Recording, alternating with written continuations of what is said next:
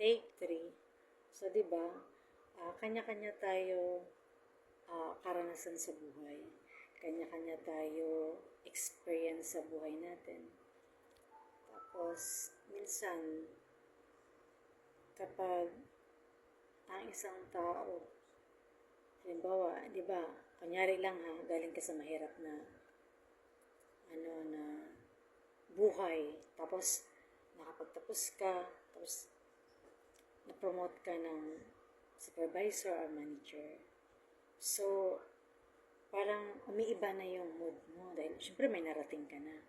So, ngayon parang pinagmamalaki mo na yan na para, kasi may mga tao na gusto nila, ay, kailangan manager ako, kailangan supervisor ako, kailangan mapansin nila ako. So, ganun.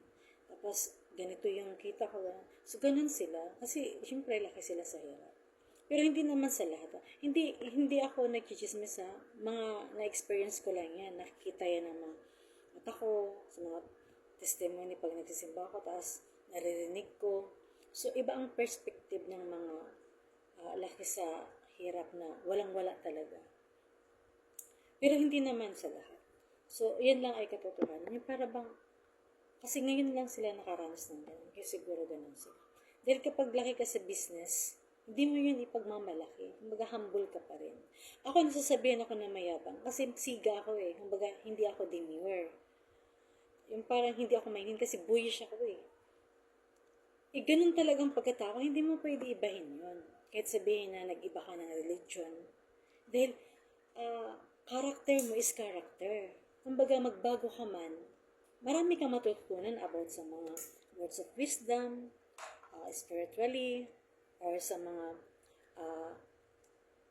acceptance ng mga forgiveness, yung mga words na inistudihan natin sa church natin, kahit anong sikta.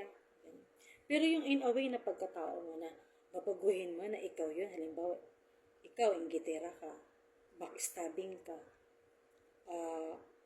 yung sasabihan ka na kung ano makita mo, kailangan gano'n. So, ugali mo yun. Tapos, competitiveness ang tawag doon. Tapos, yung traitor ka, liar ka. Okay lang maging liar kasi lahat naman tayo lahat ng categories meron tayong ganun. Pero, depende sa sitwasyon. Kunyari, yung liar, gagamitin mo siya sa white lies. More on in the court. Halimbawa, kapag meron kang pinsan na wanted, tapos, syempre, hindi mo sasabihin na, uy, ang aking pinsan nandito. So, itatago mo siya. Ang tawag doon is white lies. Kumbaga, white lies is a positive na thoughts yun.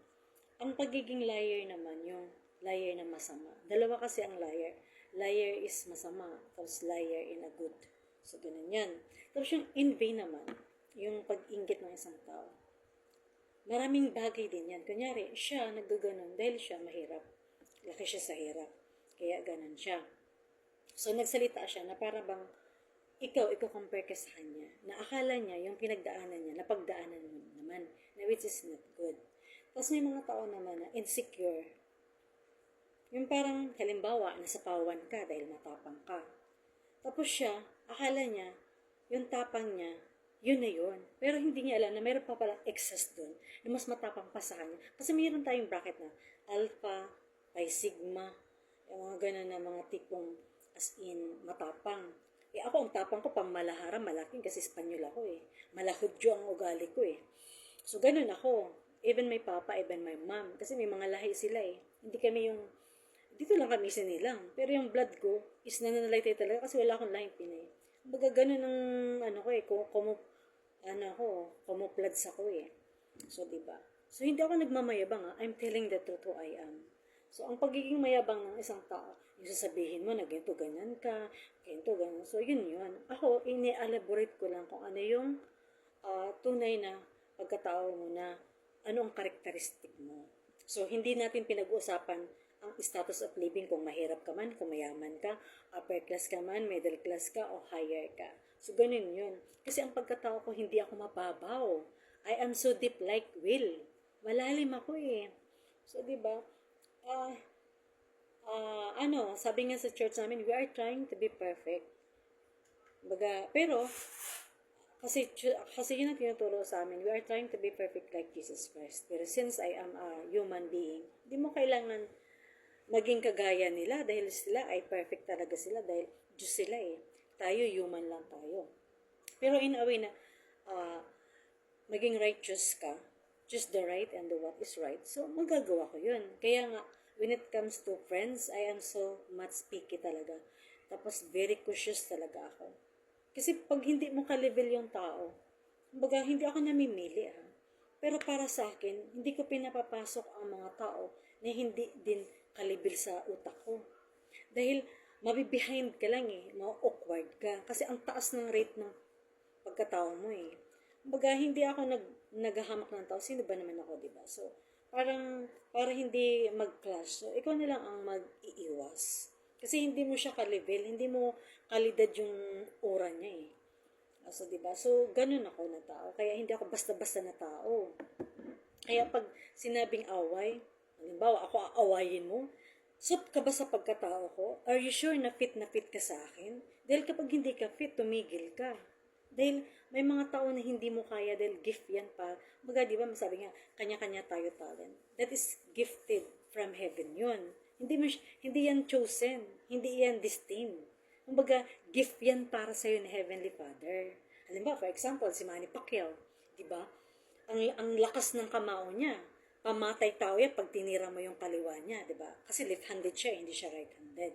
So, ang example lang yan, ang dating ng pagkatao ng lakas niya is parang 500% miles away. Tapos ikaw ang lakas lang ng pagkatao mo 150%. So, compare mo nga yun. So, gift yun para sa kanya, kay God. Kumbaga, kanya-kanya tayo talent. Kaya kailangan mo ba, yung mga tao na nagsasabi na envy for what? Tanga ka ba? Ang bobo mo naman. Kanya-kanya tayo achievement sa buhay. Kanya-kanya tayo gift. Kumbaga, lahat tayo may talent. Kaya wag mo i-compare yung sarili mo sa ibang tao. Dahil hindi kayo pare-parehas ng gift. May mga gift na dapat i-develop mo. Tatanungin mo sa sarili mo, ano ba ang gift sa akin ni Heavenly Father? So, ganun yun. Kumbaga, i-ask mo sa Kanya. Hindi yung mag-ano ka lang, yung parang wishy-washy na kunyari kung ano yung gagayahin mo rin. Tapos, yung pagiging kaya mo, nagiging trying hard ka, copycat, trying hard. Kasi hindi yun ang suit sa'yo na binigay. So, diba? So, ganun yun. So, diba? Tingnan mo naman kung paano ka manalita. Kaya nga, diba? Kaya, be careful what you say. Be careful what you act. Kasi may mga tao na, parang akala mo, ikaw ang pinaparinggan. Parang akala mo, ikaw yung, hindi naman ikaw, nagkataon lang na ganun. Dahil, yun ang pagkatao niya. Yun ang sense of topic ng subject niya. So, diba? Kaya, ayaw ko makiano sa tao. Kasi, hindi ako normal na tao. Yung parang, it's weird. Pag sinabing weird, a natural person ka, kakaiba ka sa lahat. Lahat naman tayo may uniqueness. Pero sa iba-iba. Pero kapag ikaw binigyan ng isang talento na kakaiba, it's rare yun. Pambihira yun dahil kakaiba lang yun. So, ikaw lang yung may ganun. So, diba? So, lahat tayo disciples ni Kristo. Lahat tayo disciple of God. Hindi lang ako, hindi lang siya. Lahat tayo. Kaya nga pag sinabing, we are so blessed, hindi mo pwede sabihin, I am so blessed. Paano pag sinabi ko, bakit ikaw lang ba ang blessed? Bakit ako hindi? So, di ba, questionable yun. Big question yun. Hindi ka dapat aware ka sa sinasabi mo kasi ako, very perfectionist ako when it comes to everything. Hindi ako madaling masaktan dahil strong ang pagkatao ko. Ako ang nananakit. Sensitive ako sa mga bagay na sasabihin mo. Dahil kapag nagsalita ka na hindi akma sa pagkatao ko, talagang magre-react ako. Diba? Kasi ako, ang mga nakakaharap ko, so much deep din. Dahil ang pagkatao ko, namulat din ako sa religious factor ng, I grew up, religious factor. Tapos sa dami naman, tapos ang papa mo, pastor. Tapos, kumbaga, luto ka din sa about knowledge of God. Kaya diba, kumbaga, careful what you say, careful what you act. Tapos mag-a-act ka na hindi akma sa pagkatao mo, mapapaaway ka lang. Dahil kung ang isang tao, mapitin ulo mo, talaga, diba? Kasi ang pagkatao natin, wala tayo may patience, pero may limited yan. Kasi ako, napaka-perfect ko sa lahat ng bagay. Bago ako ng isang tao, so 100% think before I act in the right time. So, ganun ako eh. So, masyado akong